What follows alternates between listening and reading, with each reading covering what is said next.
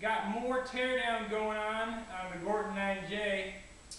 Let's get right to it. Take a handheld, show you what I got.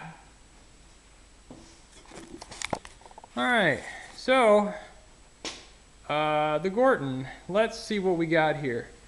Last time we had the feed motor off and we had that big area in the casting, and you can see something's going on. There's daylight through the knee, so take care on the other side. Alright, that area is where the gearbox was, or the power feed. Real quick, that shaft you see there, that's attached to the saddle, and that's the outboard bearing. That pulls out. That is the X power feed, and the Y power feed is that gear inside. And take you back out. So let me show you the gearbox and what it looks like. Alright, got the gearbox over on the stand, and we had a heck of a time in the shop. We got oil that was on the floor, and I dumped it on my shoe, and we had oil, and it was, I had to change my socks, take a shower. Alright, for reference, let me knock this. Alright, that is the front of the gearbox, where your 3 changes in the Norton style with the 4 changes, and this is the side that was up against the milling machine. Now, that's the input from the motor, that spider coupling. That's like an idler gear, and that's another shaft that spins.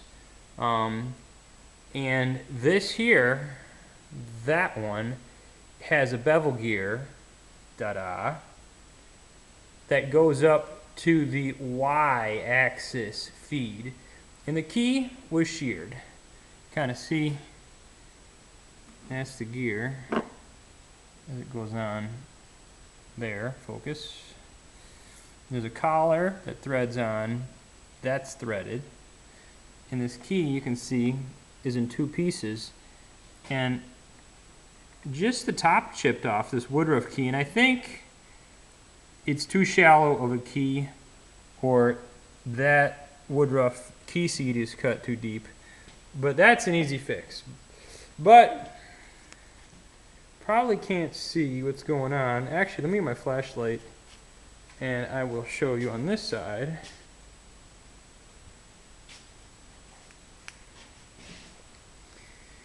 Alright, input shaft, there's the Lovejoy coupling, worm gear, there's a bronze worm wheel, and that's getting a little bit worn, not completely worn, but so that's where power comes in.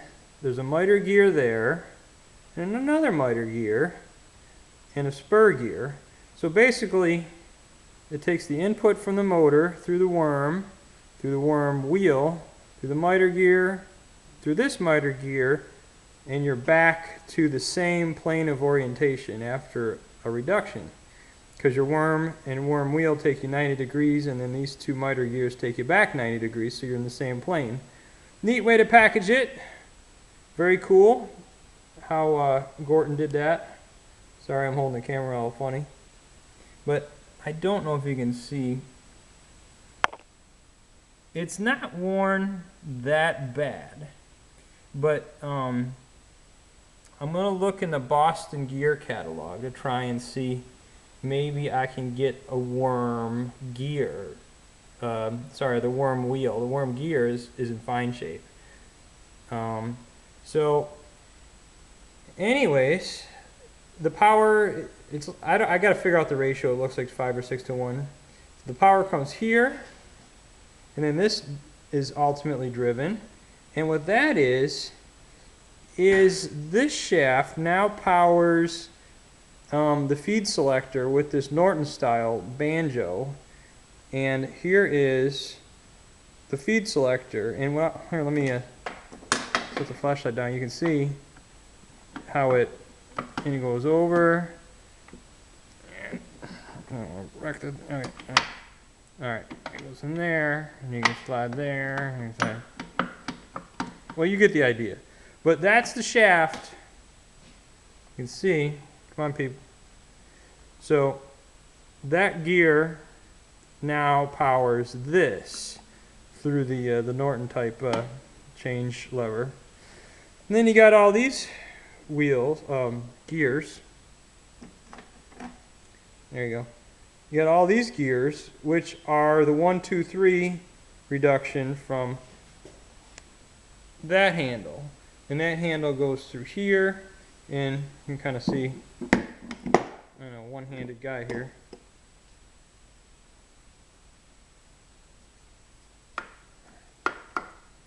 Okay, that is a shifter fork, and that shifts that. And so these gears mesh. High and medium, and then low is a dog clutch into that big gear, and that drives. That's kind of on the output side. So spur gear to spur gear, of course, output shaft to the Y feed, and the X feed is driven by this bevel gear. There's the cover. That's a bevel gear, and another bevel gear comes out the back side of that cover, which drives that feed rod, which goes to the saddle. So this is what Gorton did. So that, and all these gears are in fine shape, but the worm wheel I'm questioning, because you can't. There's like bronze dust in this oil pan. There's like bronze dust in here. There's an oil trough there. There's bronze dust. I don't know if I can show you. There's bronze dust in the bottom. It's like the gold rush here with all the bronze dust. And it's not too bad, you know, in other places. But all these gears are in fine shape. And like I say, I'm going to try and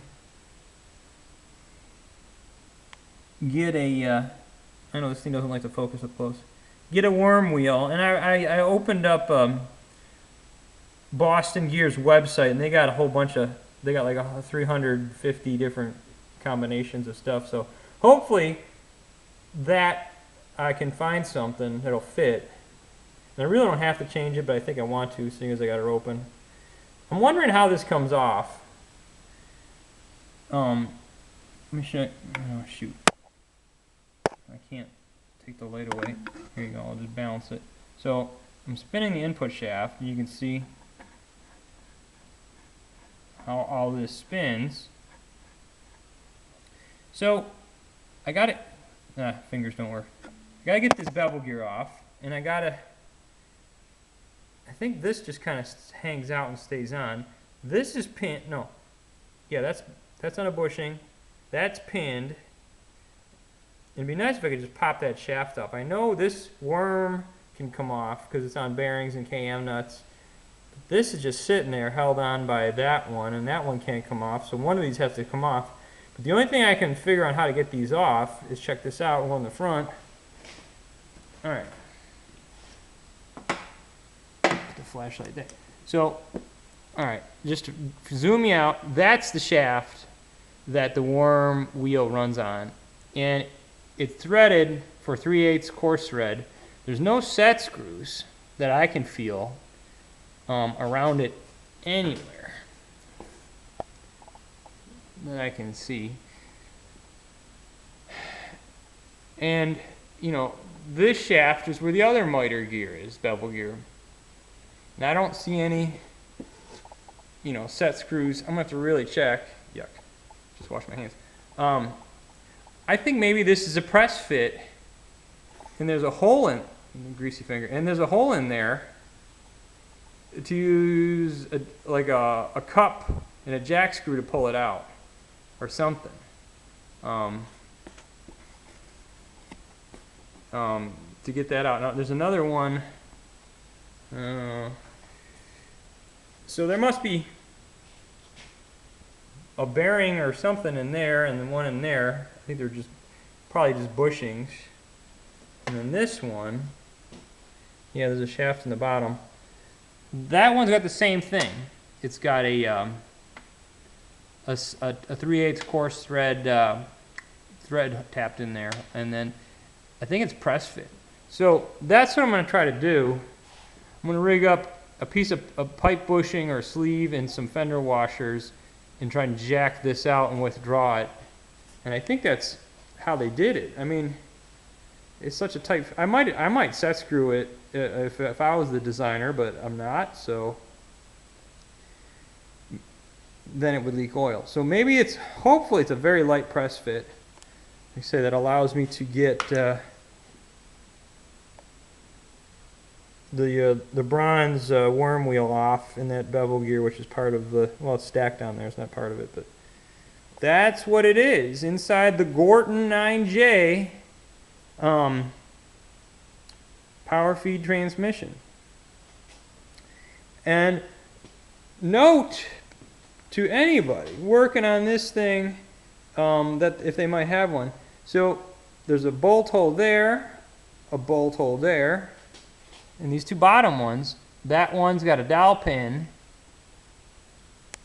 and that one's got a dowel pin next to it. See? So these bottom dowel pins, you got to be careful and just work them slowly. You know, so what I did is I had a putty knife, and I had jack screws. I used my jack screws, my screw jacks, right there, to jack off the lower end of the casting. See, on the bottom, I'm not going to pick it up, but underneath there's where these holes are. There's voids in there in the casting, and you can fit a jack screw in there and force off the bolt. So that's how I got it off. But anyways, yeah, that's the power feed transmission for the Gorton. I mean, this thing must weigh 60 pounds. I pulled it off. I had some wood cribbing over there, and I got most of the oil off, and then it started, let me grab my flashlight, draining on my foot. Another interesting thing, pull down and kneel down and show you here. Okay, so that's where the input shaft and everything is, and if I can show you, there's a well, I don't know my light source, there's a well of oil in there. See, this is open. Let me back up. This is open where that hole is, and that's kind of where the motor resides. And behind this wall, it's like a dike or a dam or something. This is all full of oil, but it doesn't come above that level. And that's what oil for the gearbox is, and I don't know what it's supposed to do. And there is a drain hole on the bottom. It's a quarter-inch pipe thread plug on the bottom, but when you pull the bottom, I didn't see that. You pull the bottom bolt out for the casting. Darn it, almost dropped the camera. Casting. This whole reservoir empties, and yes, oil everywhere, and there's oil on the bottom. Just, man, I cleaned up in here like nobody's business. Let me come on this side. I'll show you again. Yep.